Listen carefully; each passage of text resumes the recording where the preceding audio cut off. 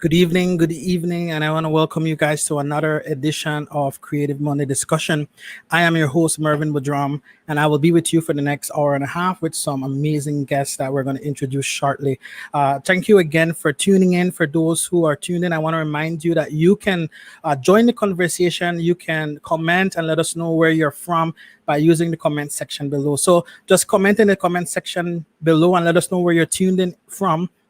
Also, invite your friends, share this link on your network, share it with your friends, and let's get others on board.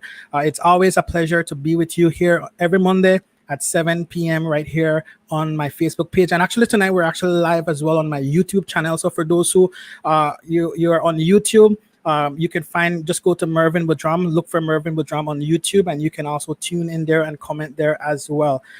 Tonight's show is going to be an amazing show. I'm really looking forward to the show. This was actually supposed to happen a couple of weeks back, but as you all know, due to the passing away of my dad, we had to postpone the show. So we brought it back. We were able to get some of our panelists back on track with us and have them here, and they're eager and ready to share with you their experience. Tonight we're going to be talking with healthcare workers. Everyone know we're in a very strange, very unique time in the nations, in the world. We've never been this way before. We're dealing with the COVID pandemic, and I was talking with my wife. We realized the year is almost up, and we've spent majority of it locked up home, and so it's just been really crazy. And I know for a lot of us, we're kind of still trying to figure things out and try to figure school, figure out education, figure out our health, figure out what to do. And so tonight discussion, we want to talk a little bit with our healthcare workers, amazing women who are on the front line, and gonna hear from them what they're doing and get some tips and some advice from them. But before we bring them on, I just want to take this opportunity to thank our sponsors.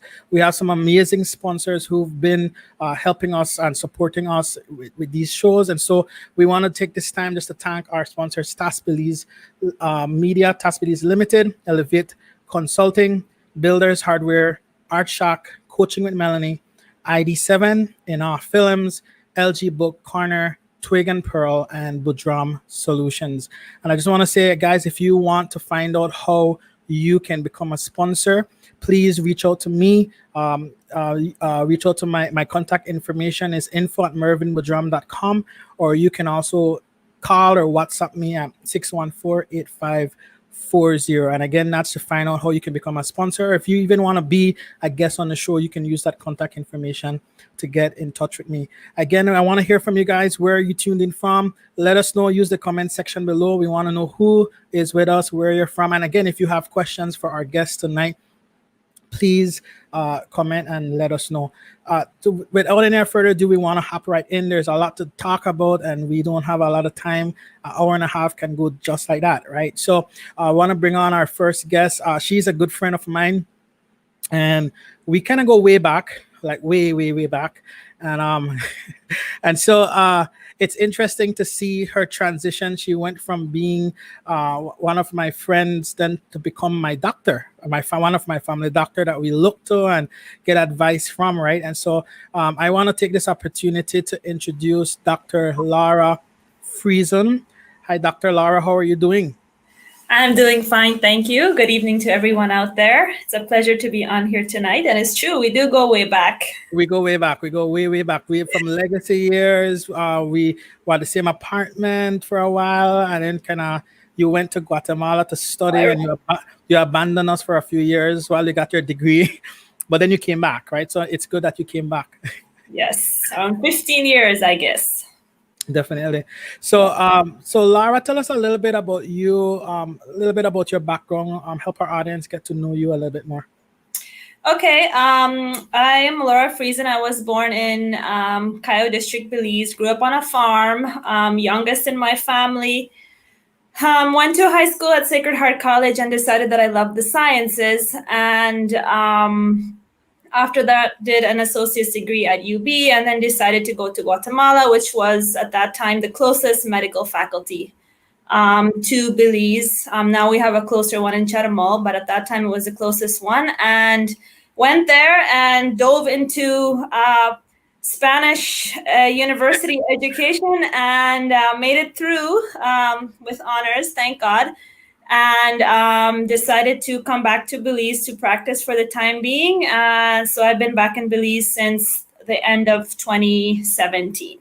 Yeah. I'm currently working as a general practitioner in a primary care clinic right here in Belize City. So that's been very fun and very, very interesting learning process, especially over the last couple of months.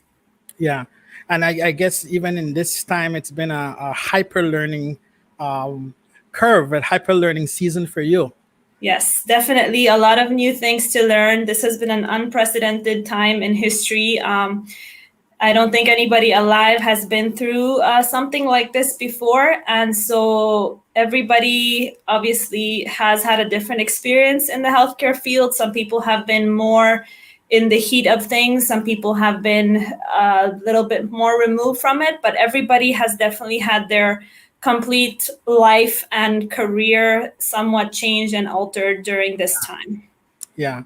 Well, Laura, I see that you have your friends coming out and supporting you. We have friends from Canada. Frida's tuning in. Hi, Frida from Canada. My friend Barrington from New York. Hey, Patty. She said she loved Dr. Laura. We have David Smith. Hi, Doc. Miss Jennifer Clark. She's actually one of our regular panelists that comes on. Hi, Miss Jen from Florida. And we have Martin all the way from Spanish Lookout. He's like from the farthest right now, right? So, but yeah, so it's good to have everyone tuned in tonight. And again, I want to encourage you. Let us know where you're tuning in from as well. Get your questions ready, get your comments ready tonight. We want to hear some stories, hear some experiences, but also if you guys have questions, feel free to submit them, and our guests will do their best to answer. And if they cannot answer, they will let you know as well. So thank you, Laura, for being with us tonight. No problem. So we're going to pull up our next guest for the evening. Another friend of mine that goes back. Actually, I know her more in the music scene as a singer, songwriter, worship leader, and I know she's also does a lot of healthcare mission outreach. Actually, when I met her in Belize, I think that's one of the things she was doing. And so I want to introduce Miss Stacy to you guys. She's a good friend. We go way back a few years back. We actually did a conference, a worship conference together a few Correct. years back. And that's kind of where we got to know each other and your team a lot more. But then you also, Stacy, do a lot of mission, like health mission and Medical. medical mission across the nations. Can you tell us a little bit about you, who you are, what you do, and a lot more about the medical missions as well? Hi, everyone. I'm so excited to be here tonight. Thank you so much, Marvin. We call you MD for Yeah. letting me come. It's an honor, and I also want to extend my condolences about your dad. Thank It you. was just Thank you. so sad. I think I've seen him once in Yeah. Belize, in your house when I came, or maybe you took me to where you grew up. I think that was it. You drove us to where you grew up one day when you were taking us to the airport, and I got a chance to meet him. So I'm so sorry. It's not a loss because you, by God's grace, you will see him again. Amen. I agree. I My agree. name is Minister Stacy Egbo. Well, now, recently, I've been changed to become an evangelist. So I put evangelist because I was ordained. It's still so hard for me. I just want to just go by Stacy Egbo. But I'm an evangelist now because of all the work, the evangelical work and discipleship work that we do. And I live in Houston, Texas. I didn't grow up in America. I came to America almost 30 years ago, and I met my husband, got married, and I have 5 kids. And I went to school here. I did study chemistry, and then after that, I went to nursing school at Oklahoma City University. And while I was in Oklahoma City University in my nursing school, Katrina happened. I don't know if you all have a brief, Yeah. but Katrina is the one of the worst hurricanes that have happened in the U.S. in Louisiana, in New Orleans. And I found out that nurses can actually go and help out. I never knew that. So I was taking community nursing, and they asked for volunteers. And that was how I was introduced to medical missions. When I came back to my home church, I found a pastor, a doctor that was doing medical missions. And I joined him. And for the past 14 years, I've been going on medical missions with him. I've gone to over 26 countries all around the world. In fact, at one year in 2016, we visited over 20 countries. Wow. So that's how I came to Belize, and that's how I met you and met all my. I have 2 adopted children in Belize, literally adopted children in Belize, and then I have adopted some children again in other parts of the world. But Belize is like a second home to me, and I'm so excited to be here today. I'm a registered nurse. I'm a recording artist, just like Marvin said, and I'm also a worship leader. I like to say that because I am more of a worship leader than a recording artist. I think I Yeah. want to be recognized as that. It's been an amazing 14 years. This is my 15th year as a registered nurse. And I've also done all aspects of nursing, not just medical missions, not just nursing on the bedside, but I've also evolved into what is called nursing informatics, where we are Okay. maintaining the electronic health record for each hospital that I work in. So that's it. But it's definitely a pleasure having you with us tonight. Thank you for tuning in. We're really looking forward to hear some of your experiences and what you've been dealing with. I know the traveling has definitely minimized, and so dealing with COVID has been more the reality for a lot of us, right? So It is. later on tonight, we're going to talk a little bit more and get some more specific with that. So thank you for Thank joining you. us. Yeah. All right, and so guys, my third guest and final guest for tonight, she's actually family to me.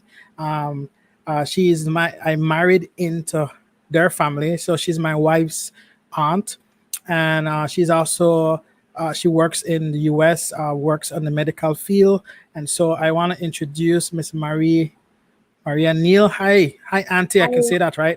Yes. How are you this evening? I am good. I'm good. All right. I'm here. All right. So tell us a little bit about you, a little bit about your background. I know we got to hang out with you a few years back there up in Yeah. Palm, so that was Yeah. fun. So it's good to Yeah. see you. How has it been? It's been good. It's hot right now. We're like 109 or something Yeah. degrees, and then we have all the fires, so it looks gloomy outside. Mhm. But and there's ash and everything falling, so it's hot and ash.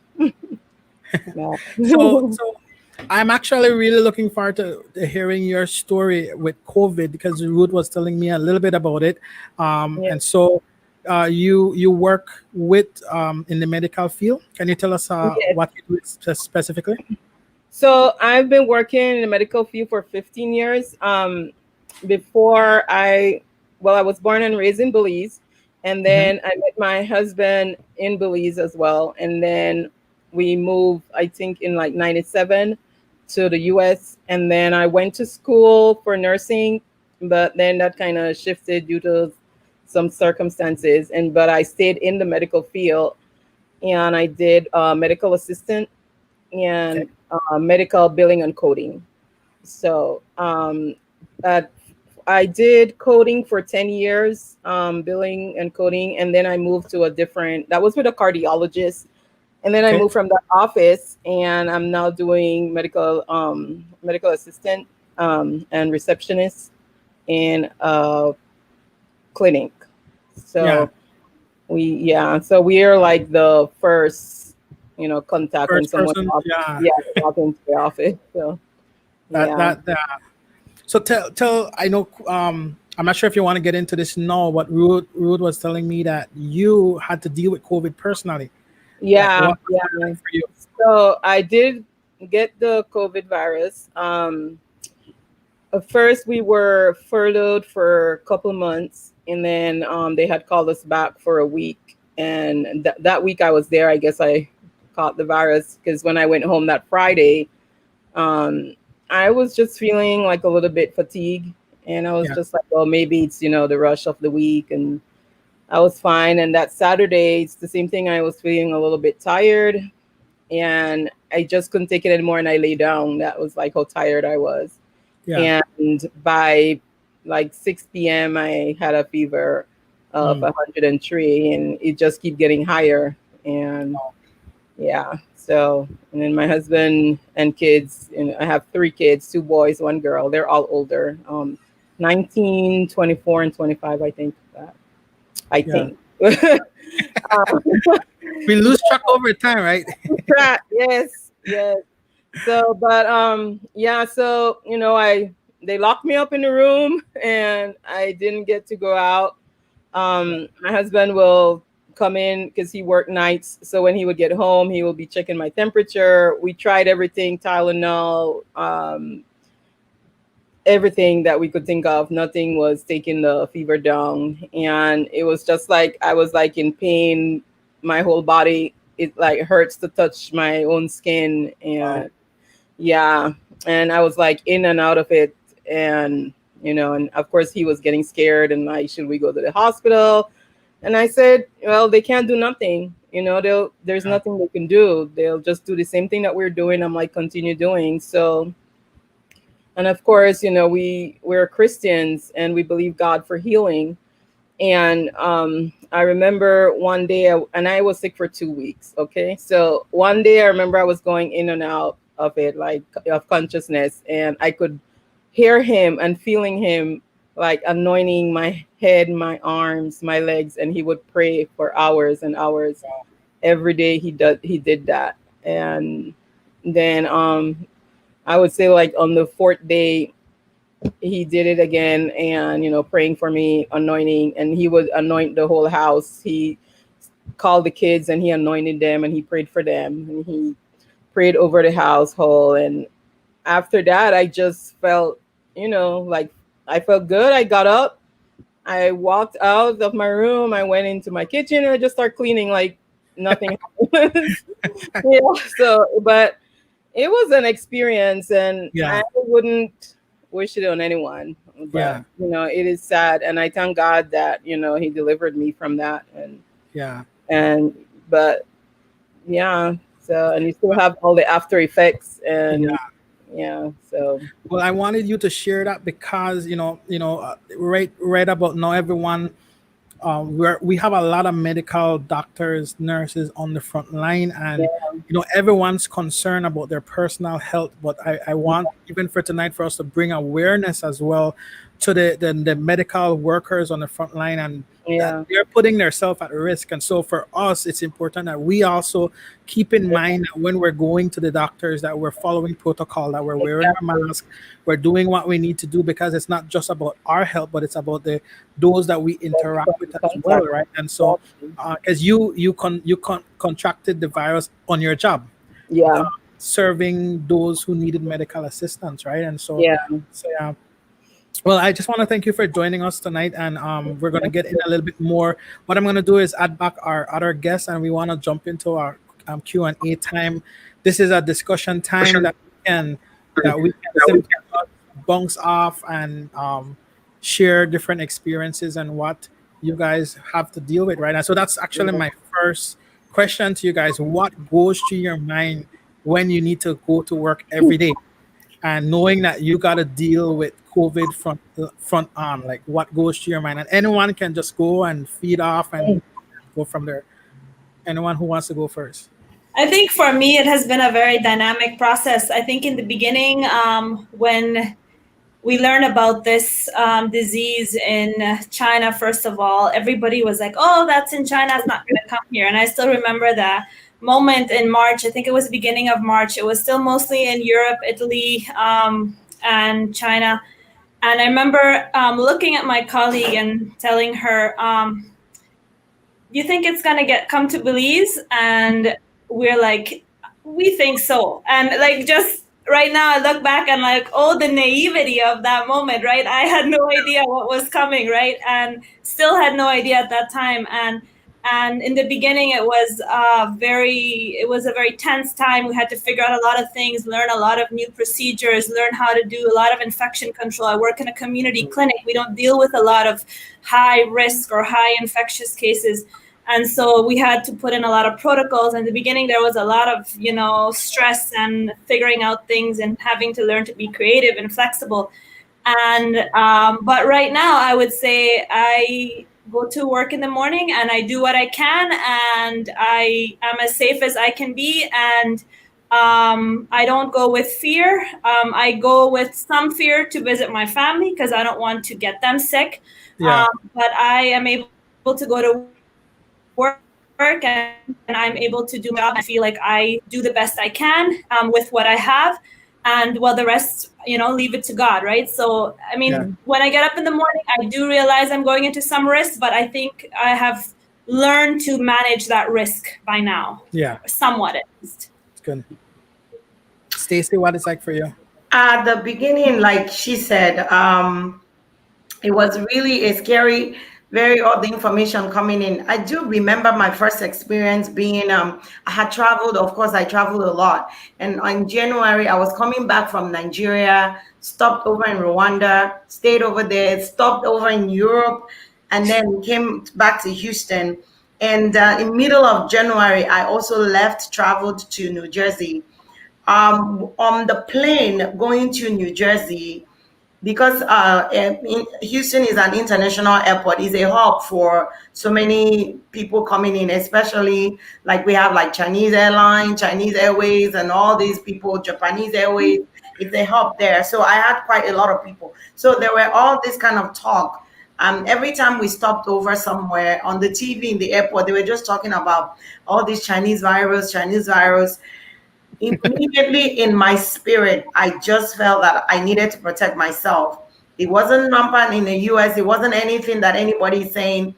I just felt and I believe that God was speaking to me. So I always carry a mask in my bag because you travel a lot. I'm a traveler. I go to Africa and I wear a mask because people cough in Africa. People like their dust in Africa. So it wasn't because of anything. I just use it because I don't want to get allergies and get dust and all that. So I pulled out my mask and I put it on in that airplane. And from then on, it was a habit. I just kept doing it whenever I flew. When I got back to Houston, in the hospital, I work as an ER nurse, and I just basically started seeing people, like they say it's a flu, it's a flu, it's a flu. Okay, but I don't know whether it was COVID at then, but I always had my masks on. Some of the nurses will laugh at me, Stacy, Stacy. I would just flunk it off like, you guys know I travel and sometimes I take care of really sick people when I travel. So I just need to wear my mask and I don't want to get sick because I have to be on the road.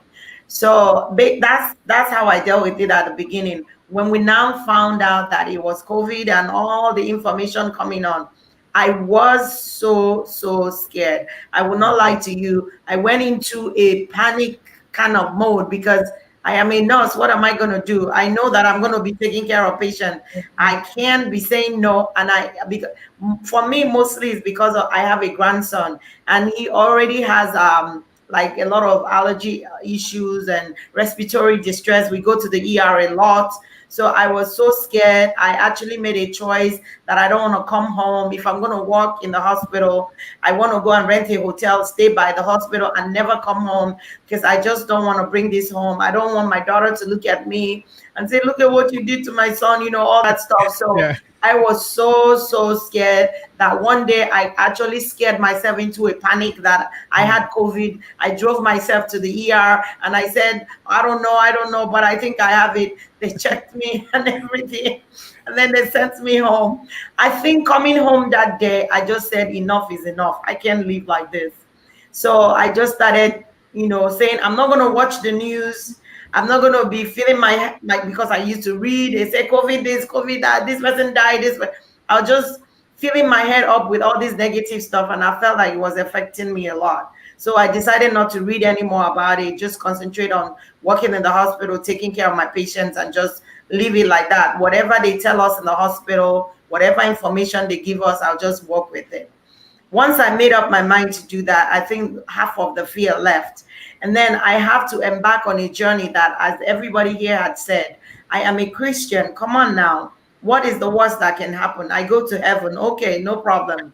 So, and at that moment in all the churches, they were teaching us about faith over fear. So I kind of like that became my mantra, faith over fear. And I started reading Psalm 91 and taking Holy Communion. So after I did my part as a Christian, I just let it go. I didn't even know. I can't tell you the moment that one day I woke up and that was it. I didn't deal with COVID. I just kept on. I pray over my children, and then we just continued on. So and then I found myself where I started speaking at my workplace and just telling God that we don't want anybody to die here of COVID.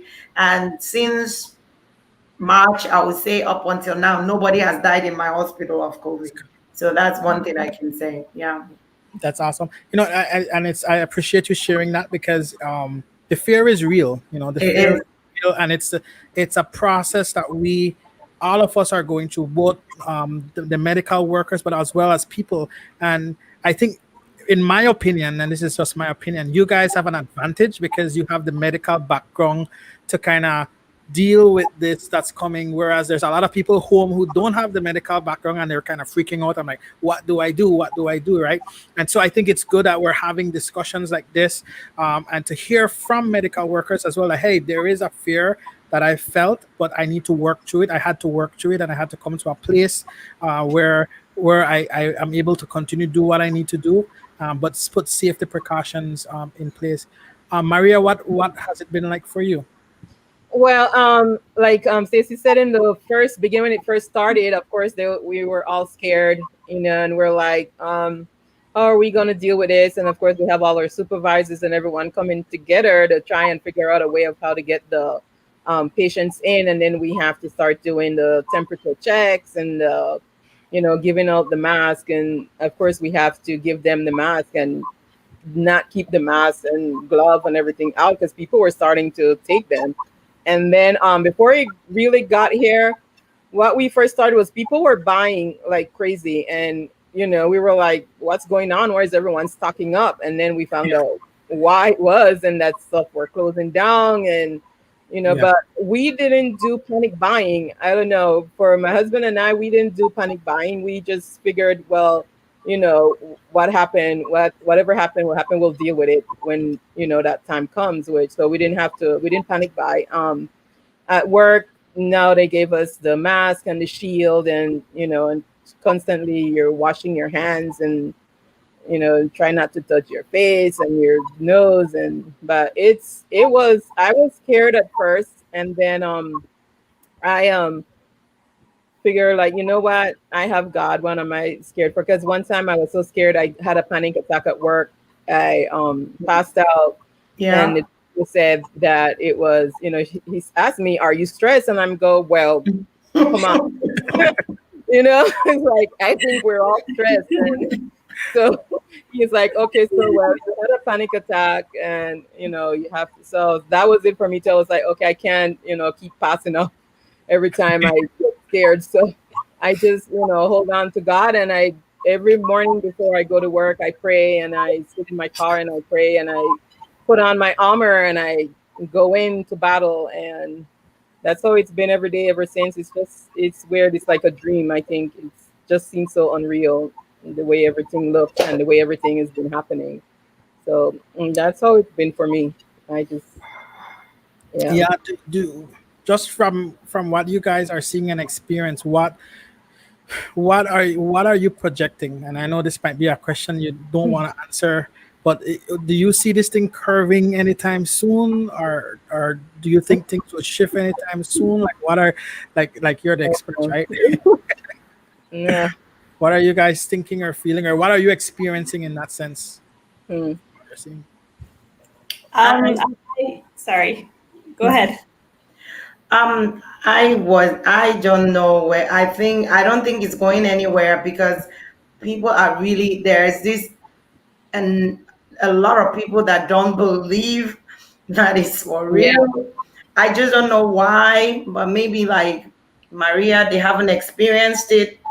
And maybe like Dr. Laura, they don't see it in the hospital every day. Or maybe like me, they haven't lost somebody that they care about, because I've lost, somebody that I care about, not one, not two. And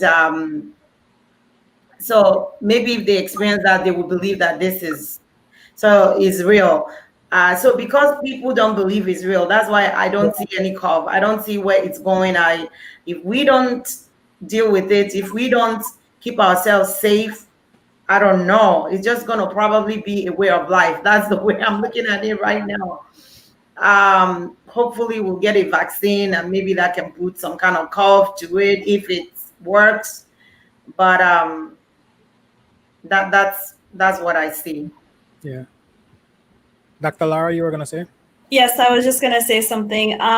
I think it's definitely an instance of a before and after. I don't think that life was ever the same, or for example, after 9/11 in the States, or after the flu pandemic of the 1800s. It was just something that affected the whole world, and therefore it's always going to be a before and after. This was before COVID, this was after COVID. That said, pandemics come and pandemics go. COVID is probably here to stay, but it's probably, or hopefully, not going to remain a pandemic forever. I mean, that would be unreasonable to think that it would remain a pandemic forever. And so that said, many of the experts and the medical professionals that I have received classes from over the last 2 years, or the last couple months, have made a projection of we're going to be probably in the pandemic for at least 2 years. Yeah. So that's a positive projection. I want to believe that. I'm fighting for that. I don't think that COVID necessarily is ever going to disappear completely, but pandemics don't last forever, okay? We have history to show us that pandemics do not last forever. And so I know right now it seems like it's lasting forever, but they don't last forever. Life goes on afterward, and we move on, and there's new things to think about and to learn, right? So that's just my 2 cents there. Good. You know what? I want to ask this question. What? Because you guys have been talking about, this is just like from March, this kind of really started to really escalate. A lot of learning and adjustment had to be made. We're still learning. We're still researching. From you guys' experience and what you've done, what innovative methods or what have you put in place just within your own workspace that has helped to deal with the COVID? Like, because we never knew how to kind of handle everything as it's coming. So what along the way, what innovative things that you put in place, steps, procedures that you had to put in place?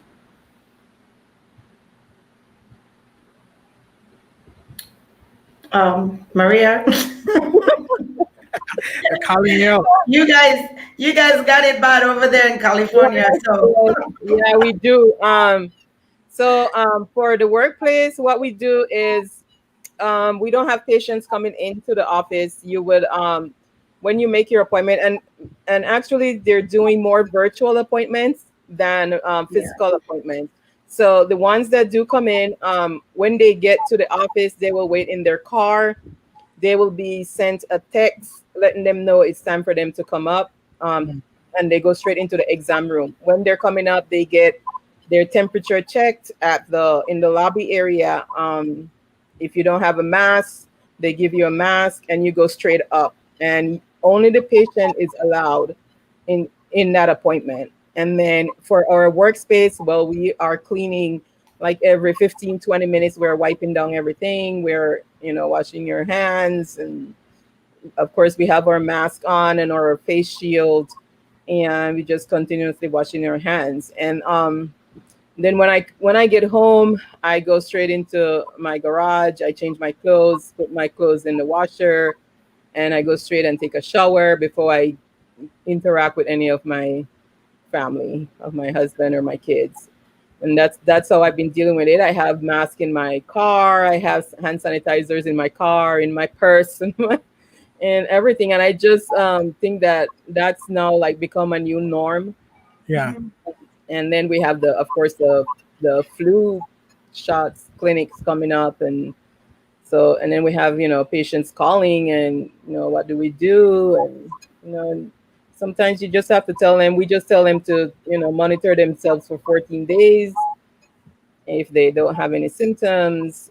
But of course everyone is in panic mode still here, because for California, I don't know why it just keeps going up. And and I think it's just like you said, they have people that don't think it's real, and they have the ones that don't want to wear a mask and don't want to, and so it's just gonna continue until it kind of, I would say, like leveled out, and they get the vaccine. But when people tell me, oh, it's just the flu, I'm like, no, it is not. It is not, because I have lived it. And it is not like the flu. And I've had the flu really bad before, but the COVID, it's nothing like the flu. Honestly, it's like every day I would think to myself, this is it. This is the day I go to heaven. But no, I guess God have other plans for me, so I'm here. But yeah, it was a scary time. So yeah. I actually had a friend that I talked to today from Nairobi, Kenya, and that got it. And Maria, when you were talking, it was the same, just the same. It was as if he was repeating his story as you were talking today. Talked about the pain was so bad. He was in so much pain that he actually passed out from the pain. And when he passed out from the pain left him, and he actually saw himself leave his body. And once he did that, the pain left him. And then you have to make a choice where you want to come back to your body and feel this pain. And I told him, I said, that's why people choose to die sometimes. Like, because when you leave your body and the pain is gone, you just don't want to come back again to experience the pain. And some people just make that choice to keep going. But he said, I came back to my body, and immediately I came back, which means like he kind of got resuscitated. He started feeling the pain again. And the fever and the pain, that was the thing he talked about, that it was like no illness he has ever felt before. He's been sick before. He has had typhoid. Of course, that's Africa. You get typhoid, you get malaria. Nothing was compared to what he experienced. Dr. Lara? I think for me and for where I work, it was really, especially in the beginning, very mind-stretching experience. We had to be very creative. limited resources. We live in a third world country. I mean, we don't have a lot of the resources that European and North American countries have. And we just really had to get creative and be really flexible and think of ways, for example, to create plastic barriers to protect our nurses, or where do we get shields? We had some made, people donated some shields that they had made from just local materials that they could get. And like we had to start thinking of patient flow and counting the patients and positioning the benches so that they're far enough apart and measuring it and painting marks on the sidewalk. And there was this whole process of how do we keep our staff safe? That was our first reaction. And then how do we keep our patients safe? And sometimes that meant keeping our patients safe in spite of themselves, unfortunately. And so some patients did not want to be kept safe and were not happy with maybe changes or certain things that they were not used to. It was difficult to, get, even for the doctors and the nurses, it was difficult in the beginning, but it was just really learning to be flexible and learning to, just be creative. And just one thing I remember thinking, maybe like in April or May, the only thing that is sure or that is staying the same in this season of life is that nothing is staying the same. Yeah. Every day something was changing. Every day there was new information. Every day they were finding out new things about COVID. Every day there was new treatments to look at. Every day there was new infectious control measures we could be using. Every day there was a new outbreak in a new country and new political and legal measures put in place. And so everything was very dynamic. And so if you don't bend, you break. All right. So there was definitely a lot of flexibility that had to happen. Otherwise, it would just have broken everybody that was working with me and me as well. Right. So.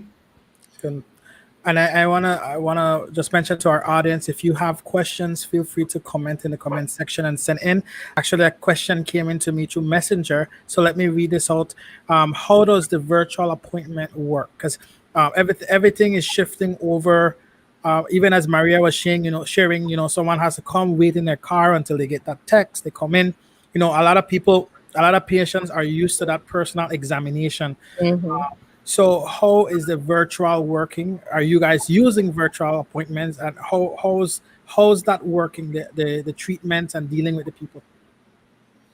Well, for virtual appointments, it's through the Zoom. So they will be sent a link, and depends on what the appointment is. Most of our patients are mainly like follow up on medications or follow up on whatever last visit they have. So the virtual appointment is through Zoom, and then it's like you're one-on-one with the doctor. It's just that you're doing a video chat.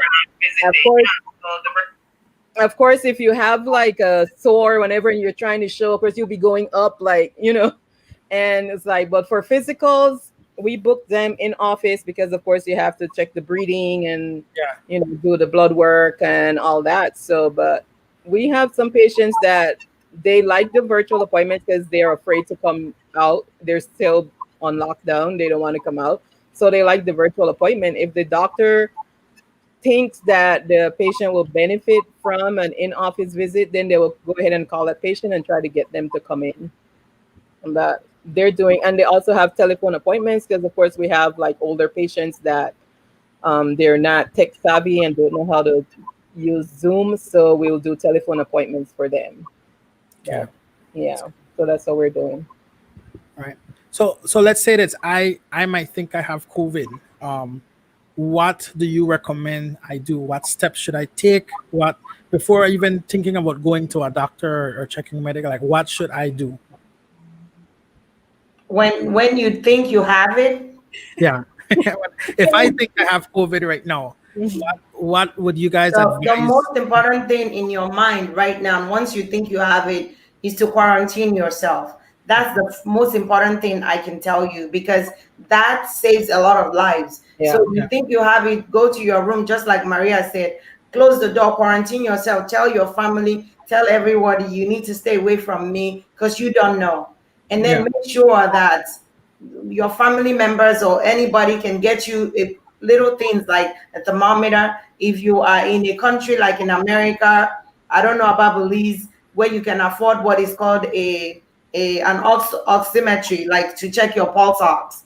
You get that, and then get your pain relievers, get your fever reducers, and just put that in your room, your hand sanitizer, soap and water, and just make a plan with your family. The plan, just like Maria again said, the plan is, I need to be in here and you need to be out there. And anything that I need, you need to wear a mask, you need to protect yourself, you need to wash your face if you have to bring that in for me. And then whatever I've used, I need to try to find a way to put it in a place where either it can be washed, or like for me, when I had a family member that suspected they had COVID, we actually did what I'm telling you, locked them up. We never used, we went and bought a disposable plate so that we don't have to wash anything, clean anything. It's put in the trash out, bring it outside. And when they bring it outside, we leave it there for like almost 24 hours before we pick it up and then throw it away, wash it, come back in, and just keep checking. If after 2 days, Marvin, or 3 days, you don't have a fever, you don't have a cough, then I think maybe in a way it might be safe to say, let me check for 4 more days.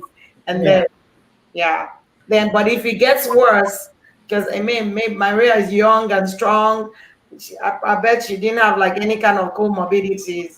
If it gets worse, where the fever is too much, it's not going down, she's coughing and she's coughing up phlegm, she can't breathe. Once it gets to the part where you can't breathe, you need to start heading to the hospital. That's good.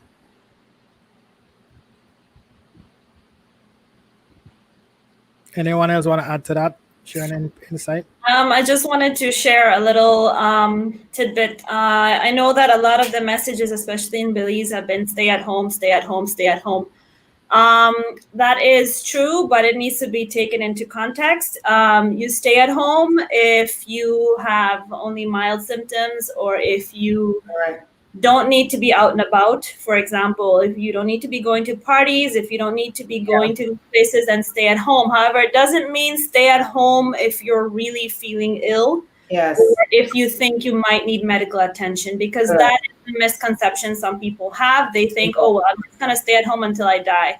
No, if you feel that you need medical evaluation, it's better for you to go in and get an evaluation and then get sent home again than it is for you to just stay at home and you're actually feeling very ill and you need to see a doctor. So that's just a little clarification there. Yes, stay at home, but if you have any warning signs, like it was just explained, or if you're really feeling ill, you do need to go and seek medical attention or call into your clinic, as the phone numbers have been posted in Belize as well, for you to call and get medical attention that way as well.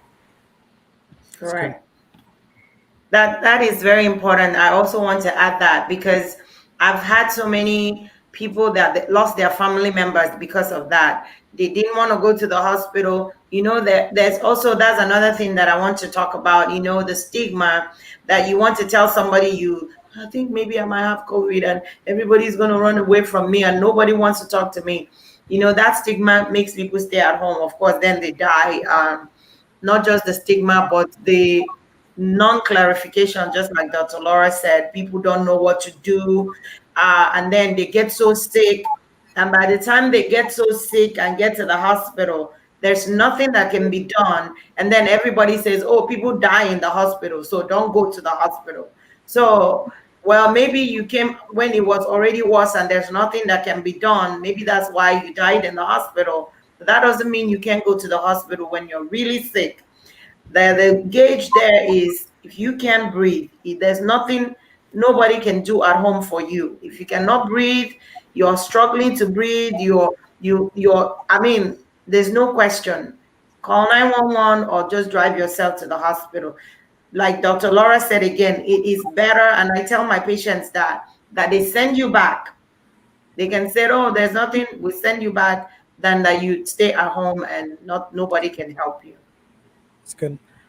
A question came in from one of our audience. They're asking, I was recently asked to put a mask on my baby. What is your opinion on babies wearing masks? Who wants to take this on? Or all of you can give your opinion.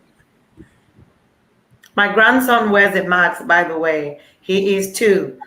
Um, but I don't know about babies. You know, at the beginning of COVID, they said, oh, it doesn't affect children. But now we have cases where children are being affected.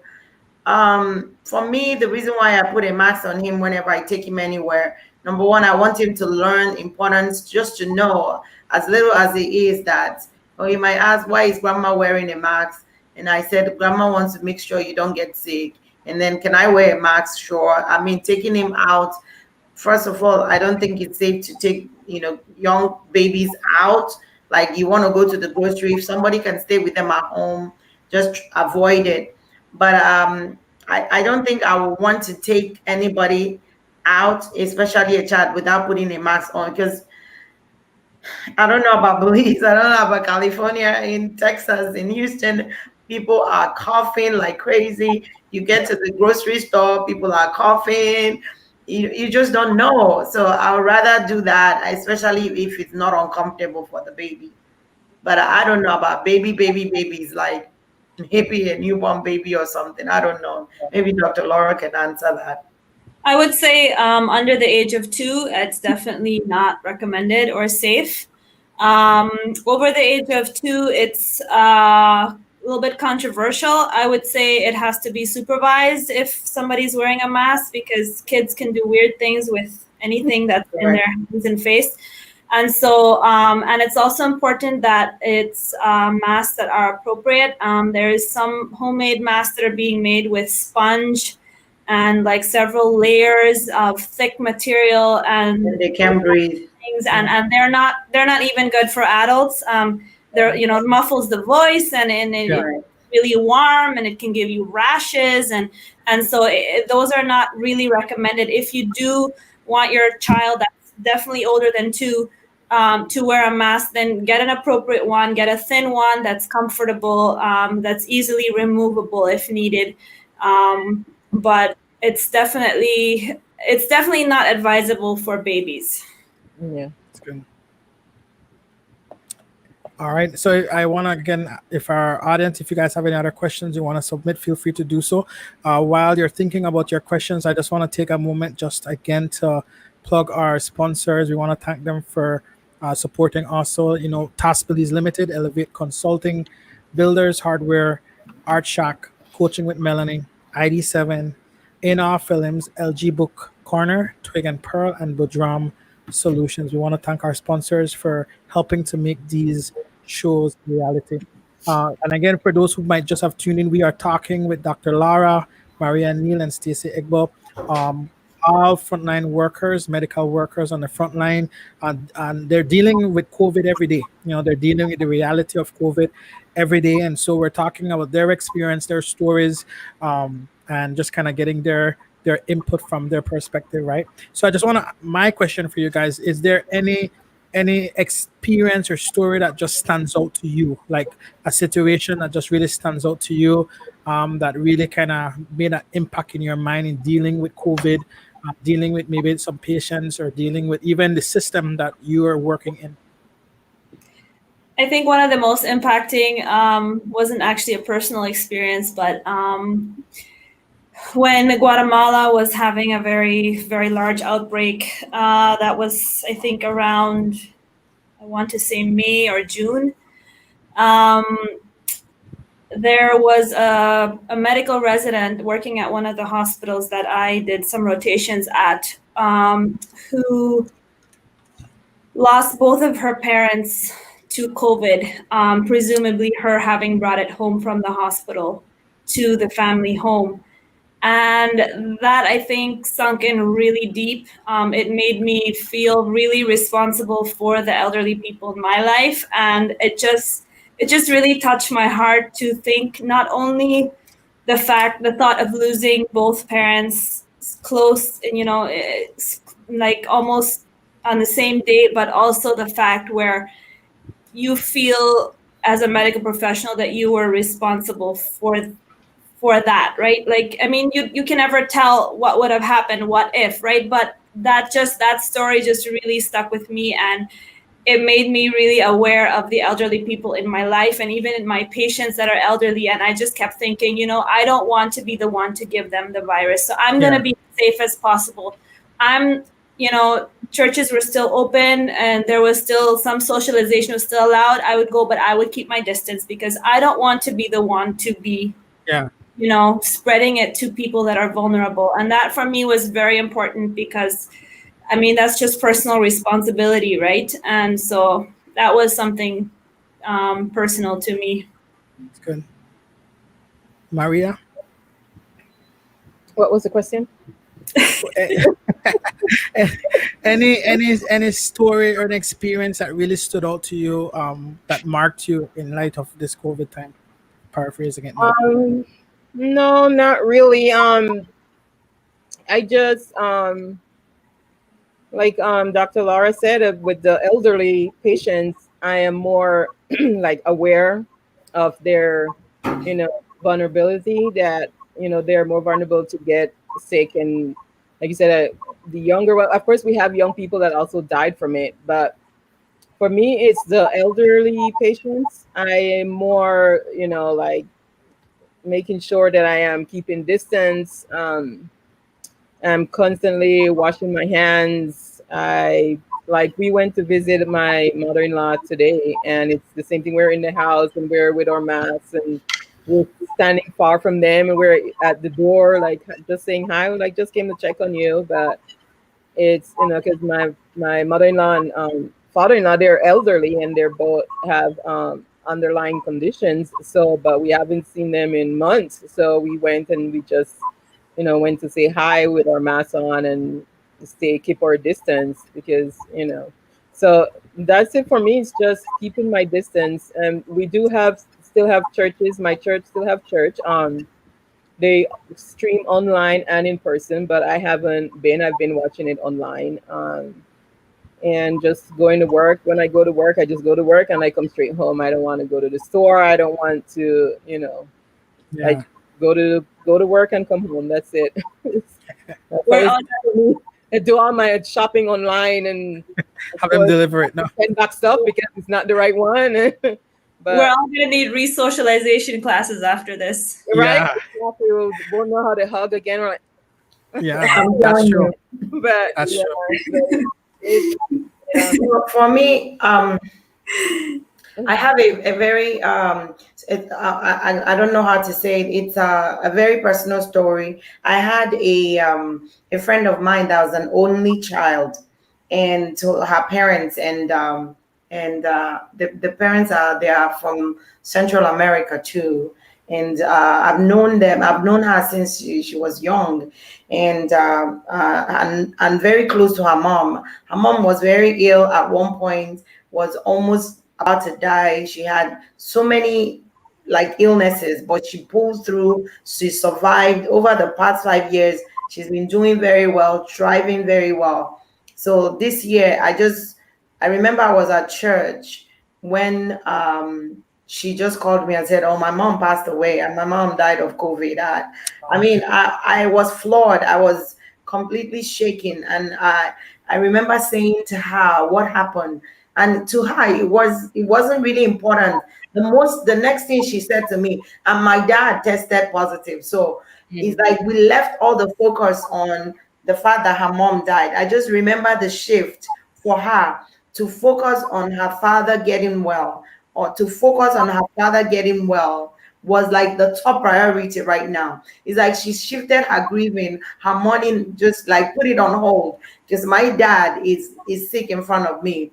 And so over the next several days, running into weeks, exactly the same thing that I just shared. Go get a thermometer. I told her, go buy a pulse oximetry, which she did, and get lots of water, Gatorade, and just anything your father is going to like to drink, be tea or juice or soup, because they're not going to want to eat. They can't taste, they can't feel. Just need to make sure he's hydrated. Keep moving, keep moving. We just implemented all the things that I've learned, all the things that I've heard, call the doctor in, get some antibiotics, and just keep getting him up, keep getting him. I know so many times he doesn't want to get up, I just don't want like any phlegm in his lungs, just over the phone, virtually. I never went to their house, but we were on the phone in the middle of the night, 2 a.m. He said the fever is 101, just constantly with this family. And like, I think on the 10th day, she was able to get up. That day didn't have any fever. The coughing was still there, but just he is healed. He is well. He made it. He survived it. And then right after that, then they went back again to, okay, let's do the burial for their mom that died. So it's always stands out to me whenever I hear people like make light or make a joke, and something, Yeah. because this is something that is personal. I witnessed this family not only just lost a loved one, but they also had to take care of somebody that is sick. And towards the end of it, she too tested positive, but she was very young, and I just had mild symptoms, which is also another thing about COVID. Everybody doesn't have the same symptoms. So Yeah. some people think, well, it did because it just gave me a headache. It's not serious. Everybody doesn't have the same symptoms, because of course we are not all made the same. She got it. She tested positive, but she really had a very mild symptoms and just kind of like got over it quickly. But at least the one of the testimonies is that her dad survived it, even though her mom didn't. And we all had to do the funeral of her mom virtually, and the fact that she didn't see her mom, touch her mom, because they wouldn't let them anything, is just one of those painful experiences. Yeah. And I just pray that it doesn't happen to any other family. Yeah. Yeah. And then just standing on that, a question actually came in. They're asking, what are some recommendations of natural remedies that you guys use or have been suggested to use to keep the immune system up? Dr. Laura, I don't know anything. I think the basics are, of course, always keep well hydrated, keep active. Exercise is very good. Trying to avoid weight gain. Obesity is a big thing in this pandemic. It's obviously not something that you can do from 1 minute to the next, but it's definitely something that we should have as a goal in our life, to keep healthy weights and to be active. And as far as other supplements to keep the immune system up, there's vitamin C, there's zinc. Omega-3 or fish oil, as we know it, are very good. And as far as fluids, for example, to make sure that you drink enough, if you would get a fever, there's fever grass tea, there's peppermint tea, chamomile tea. You can make tea out of lime. Like, there's a lot of honey and lime, ginger tea. So there's a lot of different options, even local options that we have here, that are culturally acceptable to us as well as Belizeans. So for me, these are remedies that I have on hand for any sickness, because that's how I was trained at home. When we would get a little snuffles, a little flu, we would start to drink lots of fluids. We take vitamin C. We do all these things, and that's something that maybe not everybody has that practice at home. But I think now it's a good time to start doing that, and to focus more on keeping the body healthy. We all need to learn to listen to our bodies. A lot of people are completely unaware of what goes on inside of them, and what they're feeling and how they're feeling.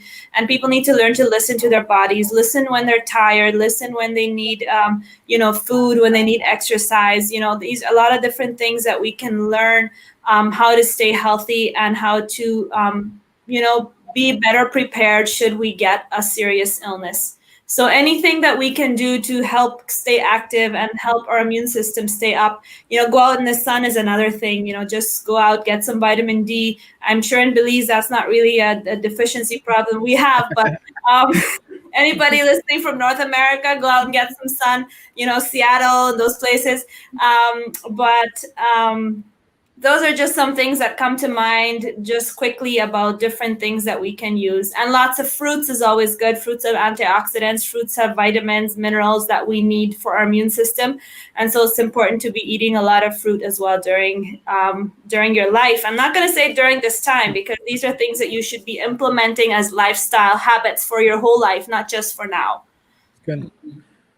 just a comment that came in and I want to pull it up. This is from Miss Jennifer Lovell. Hydrate with hot tea, lemongrass tea with ginger and garlic. Sometimes I add a teaspoon of turmeric with a pinch of black pepper. So, guys, what I love about this time, all those natural home remedies are coming up. All those natural things, because I personally lean a lot towards natural first, because our body is designed to process it. So all those natural remedies are coming out, but I want to say be wise, get medical advice as well from your doctor. Don't just be trying all kind of crazy stuff without getting proper input, because you'll hear all kind of things to try right now, right? Because everyone's trying to solve this issue. So is there any other from Maria, Stacy, any other advice in terms of natural remedies that you guys use or you know about that you want to throw out there? No, that's it. That's the same remedies that even when I was sick, I had the chamomile tea. I did the honey and lemon. I drink a lot of water. We did a lot of soups, and they had me try to get up a lot. And yeah, because they like, don't stay in the bed. Don't stay in the bed. Or like sit up, walk back and forth. I was walking back and forth in the room. I was, trying to gain my strength back. Just drink a lot of vitamins, and even now, and then even for me with the after effect, like now I get my hair is falling out. I get my muscles seize up when I'm walking. I would like have to stop and massage my muscles, and sometimes I still get short of breath, and some days I have my taste, some days I don't. So it's just something that no, I have to deal with. But I stay with my vitamins and take a lot of fluids and just take one day at a time. Yeah. No, I'm glad we're having this discussion, because like for me, in my home, my wife is more the one who's like, Mervin, you have to be careful. You have to be careful. You have to be careful. I tend to be kind of a little bit sometimes. It's not that I don't think it's serious, but I tend to be a little bit too carefree at times, and I'm kind of like here, there, and everywhere. But just for me, this discussion is really helpful because it's helping me to see the two things. One, the importance of making sure that I'm taking care of myself, but then the reality of that there's a family I come home to. There's my mom that I need to see. There's other people that I interact with, and how am I protecting others? How am I making sure that I am thinking about others and not just wanting to live my normal life that I was used to, right? And so I think for those who are viewing and watching, I just want to encourage you to take this time serious, to take the COVID serious in light of that it's not just you, but there's other people that you interact with. There's other people that you see. There's other people that you want to make sure that you're protecting on a day-to-day basis, right? And so again, for those who are tuned in, we are here with Dr. Lara, Maria, Neal, Stacy, and we're talking about just COVID and their experience on the front line and what they've had to deal with. We've talked about a lot. I can't believe we're already over an hour mark already. Is there any because I'm thinking I really want to give some people some more practical tips on what they can continue to do, right? So is there any other tips that you guys want to leave? I know we've talked about the natural remedies. We've talked about just the precaution in terms of taking care of yourself, wearing a mask, making sure that when you go out in public that you are aware of the space you're in and who's around you, right? But is there any other thing that kind of jumps out to you? Wash your hands the proper way. Yeah. It's it's like they have, sometimes you sing a song, you wash your hands, you have to wash your hands the proper way, out between your fingers and your thumbs, and they'll just done, wash your hands the proper way. It's soap and water, and if you're using hand sanitizer, just know that hand sanitizer is a temporary hand washing technique. So make sure that you remember to wash your hands. I see people, they use hand sanitizer over and over. It's just a temporary measure. Go and wash your hands, just like Maria said, as soon as you can wash your hands. Even if you hand sanitize, as soon as you can wash your hands, wash your hands. That's the best That's the number one. That's the best thing to do. I found that also that when I tell people, like with my children, one thing I told them is, if COVID is can be in your hands, but you don't touch your face, it doesn't have a place to enter in your body, then it's okay. It's like if it's in your hands and your hands are hanging, that's okay. So, but if it's in your hand and it gets to your face, your eyes, your nose, or anywhere that it can enter into your lungs and into your internal systems, then there is problem. So if you are not sure that your hands are clean, if you cannot get to a place where you can wash your hands, don't touch your face. Keep your hands off your nose. Don't put your hand inside. Don't put your hands in your mouth. Don't grab something to eat. Don't rub your eyes. Just keep that hands until you can wash it. So don't touch your face. Don't touch your face. That's what I tell people. Some people wear masks and they keep moving the mask, messing with the mask. It's hard though. I must say it's hard because I didn't realize how much I touch my face. I'm doing it right now, but touch my face or pull my mask until I had to not do it, and then it became so evident to me, and so it is a conscious thing for us to do and remember. And so I just want to say for those out there who are like, yeah, well, I'm trying. I want to say I'm with you. I'm trying as well, but it's something that we gotta keep doing. We gotta keep doing it. Yeah. Just another comment from Miss Jenny Lovell. The virus wants you to lie down. You can't. You have to move around. Also, the best garlic and also best the garlic and rub it on your scalp. It will help you with the hair breakage. So we're getting all these natural remedies coming out. So thanks, Miss Jenny, for that. After that. It's awesome. Question is pink eye a symptom of COVID? I repeatedly get the question in entering hospitals. There have been some documented cases of conjunctivitis in together with the COVID-19 syndrome and symptoms. So it could be, yes. It doesn't necessarily have to be, but it could be. COVID is turning out to be a very multifactorial, very evolving. A disease that affects very many different parts of the body that in the beginning we had no idea we would find out all these things. Mm-hmm. And so therefore it does have a lot of very varying symptoms, like Miss Maria, you were saying about the taste being gone. That's a neurological symptom that was completely unexpected, and it's turning out to even be permanent, well, semi-permanent or long-lasting, let's say it like that, in some cases where people have had COVID months ago and they still have no taste back.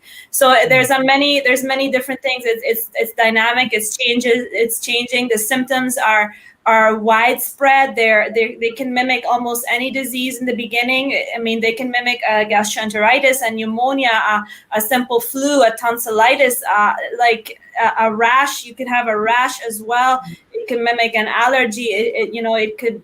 There's many different things that it could mimic in the beginning, which makes it difficult to diagnose without a test, right? But it's turning out, like I said in the beginning, it's a learning process, and we are 8 months into studying this disease. And for example, a disease like tuberculosis has been documented since the Middle Ages. And so we are, even with our modern day science and our modern day techniques, which has made this data collection and processing much faster than any of our ancestors would have ever imagined possible, we're still not close to knowing everything, or I would say even half of what COVID can be or is like or does to the body, or how it can be managed, or what kind of disease this is.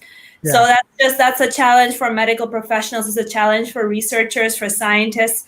It's a challenge for anybody that is in this field. And that's also one thing that I think it's good to be aware of, is that data constantly changes.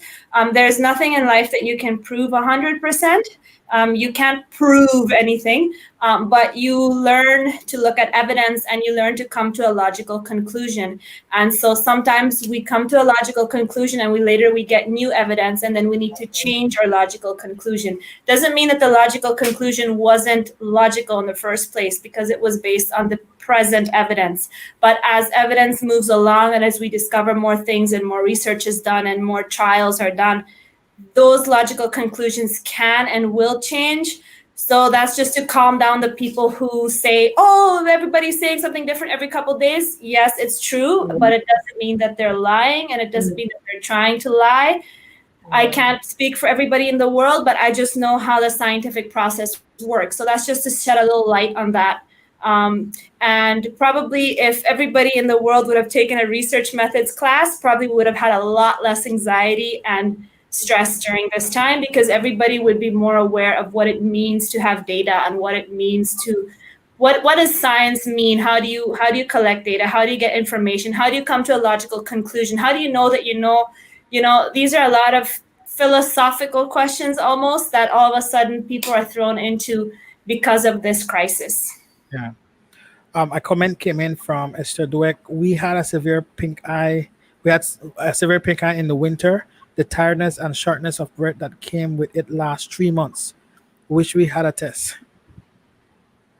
So I guess people are having different. And feel free, guys, if you've had an experience and you're watching and you want to share, feel free to share what your experience has been and what your journey has been like. I know I've seen lives with other people who have had COVID, and they were talked about just drinking a lot of hot teas and soups and just kind of putting Vicks and all these different things to kind of weather the storm, right? And so the same way, we're hearing the different symptoms. I think different people have different experiences that they've gone through.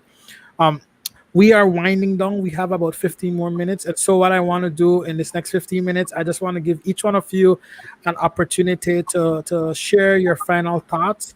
What are some thoughts or advice or anything you want to leave with our audience for them to hold on to? Anyone can go. Well, my advice is, like you said, take your vitamins.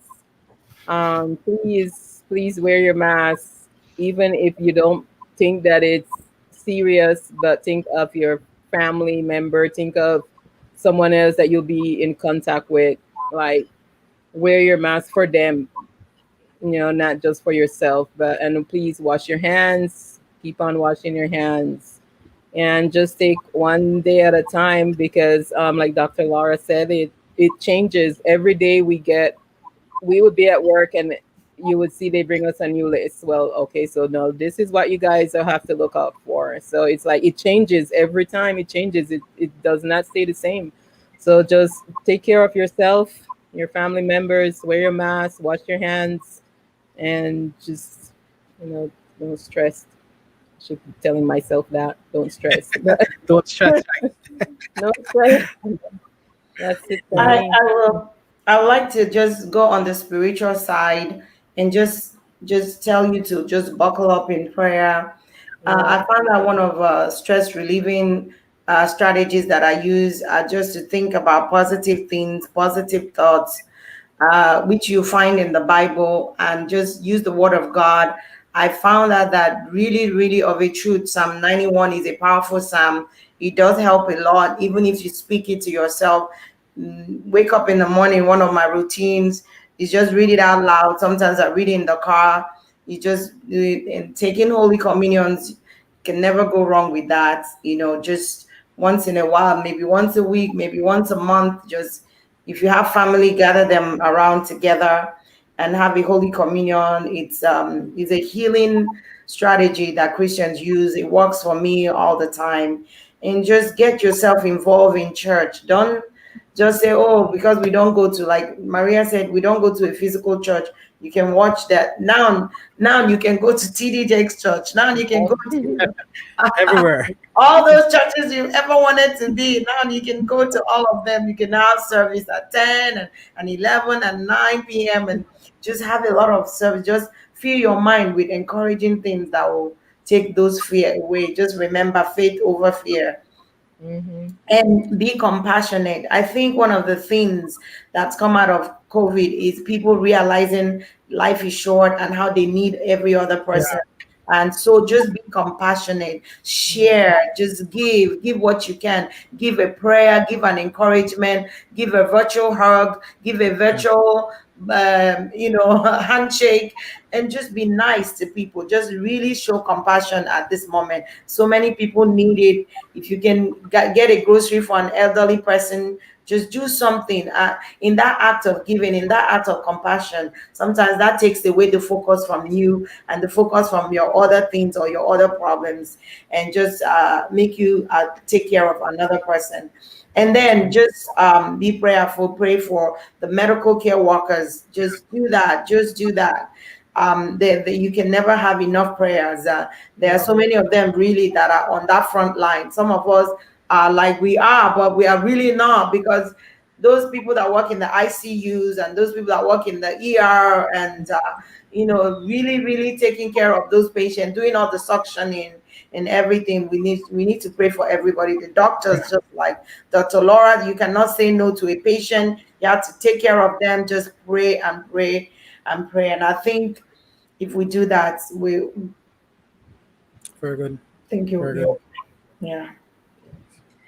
I just wanted to share a thought that I've been chewing on for, I don't know, about 2 weeks now. It was in a CME, and a doctor, I believe from Houston, Texas, actually, mentioned that his perspective was that we are privileged to be alive during the time of this pandemic. And I've been chewing on that, and something about that brought a shift in my perspective where, yes, I know this is a sad time, it's a difficult time, and it's a time where people are experiencing loss and hardship, and I have compassion for that. But as a doctor, it's also an experience that nobody alive, as I already said, has ever had before, and it's an experience and an opportunity for learning and growing like you have never had before, and you might never have again in your life. And so it's with great hardship also comes great opportunity and great room for growth, right? It's always in the places where there's deficiency and where there's need and where there's pain that you can step in and grow and help, and so it's not just a gloomy doomsday. It's also, you can see it from that perspective, like as a doctor, as a nurse, as a medical professional, this is an opportunity for you.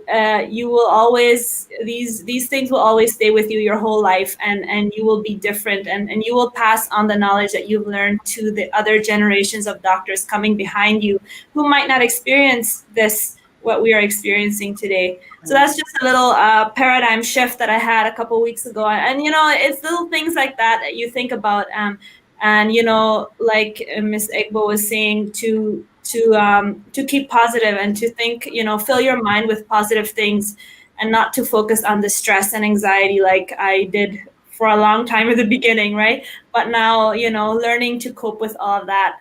And so yeah, like, just pandemics come and pandemics go, be creative, be flexible. It's not going to be forever. And so, we can do it. We can make it through. Yeah. Well, I just want to thank you guys, and I just want to, difficult roads often lead to beautiful destination. And it's just the reality of life. We hit hard points often, but if we press it through, if we learn from it, we make the adjustments that we need to make, the end result can be beautiful. So it's, we have a choice and a part to play in that, right? And COVID for sure is a very difficult time. I know for many businesses, for many people, but if we allow it, it will shift things for us and take us to the next level. I know a lot of business are going online. A lot of business are shifting how they're doing business. The medical field is shifting how they're doing things. I remember last year I was a part of a panel that was judging. Doing an online application for medical doctors, and one of the query was, "Oh, this will not work because people need that individual one-on-one interaction." And then here we are in COVID, and everything is now going online, right? And so who would have thought, so COVID has forced us to embrace change. It's this Yeah. hardship has forced us to embrace change. And so there are some pros to this time. And I just want to encourage all of us who are watching, don't get discouraged. This is an opportunity for us to find inspiration, to find areas where we can be motivated to change and then to see transformation happen in our lives and how we do things, right? And so I just want to thank you all for tuning in as we're wrapping up. Just a couple announcement, guys. Tonight is actually our last episode for season 1 of Creative Monday Discussion. We're going to take a couple weeks break because some change. We're talking about change and shift, and some shift and change is happening. We're actually going to take the show on television. So we'll be going live on television as well as live stream here. So I'm excited about that group that's happening. And so because of that, we need a couple of weeks to get some stuff prepared, to finalize some things. And so we'll return back for season 2, October 5th. So just bear with us in this couple of weeks. And again, for those who sponsors, if you want to find out how you can be a part of the show and sponsor part of the show for season 2, please reach out to me at info@mervinwoodrum.com or call 614-8540. WhatsApp me as well. If you want to be on the show for season 2 as well and find out a little bit more about that, reach out to me. We're going to be we have some really awesome stuff lined up for season 2, so you don't want to miss out on that. And again, we want to just take this opportunity to thank our sponsors, Task Belize Limited, Elevate Consulting, Coaching with Melanie, Builders Hardware, The Art Shock in Our Films, ID7 Apparel, Twig and Pearl, LG Books Corners, and Woodrum Solutions. I just again want to thank our guests. I want to thank you guys so much for giving your time. Thank you for being with us tonight. Thank you for sharing your stories, sharing your journey, and opening up your lives for us. I pray that everyone who tuned in got some inspiration, you got some motivation, got some tips to bring transformation to their lives, and that's why we do this show, right? I want to thank our guests. We had guests from New York, we had guests from Canada tuned in, we had guests right here from Belize, and we had guests all the way from Spanish Lookout, the country of Spanish Lookout, right? We had guests tuned in from all over, from Dangriga. I see some friends from Dangriga. I see my neighbor, Miss Jenny, tuned in. I just want to thank everyone for watching. Thank you guys for helping to make season 1 a success. We've had, I think, 15 episodes. If you guys missed any of the past episodes and you want to go and catch up on it, you can go to my Facebook page right here on live, or you can also go to mervinwoodrum.com/programs, and you can watch past episodes. Last week, we talked to Christafari on music. We've had several talks on education. We've talked to entrepreneurs. So if you want to go back over season 1 and kind of get an update, this next couple of weeks would be a great time to do so. I just want to say good night to you guys. God bless you. Have a great evening. And I just want to actually pray. I don't normally do this, but I just feel like I want to pray for the frontline workers.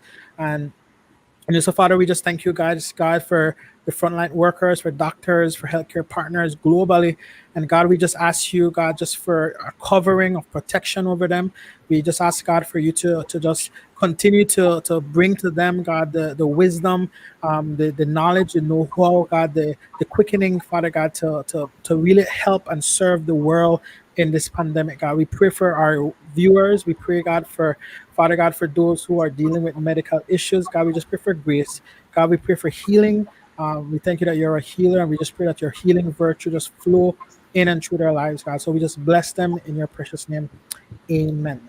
All right. So, guys, God bless you. Have a great evening, and I will see you again October 5th. See you guys. Take care. Bye.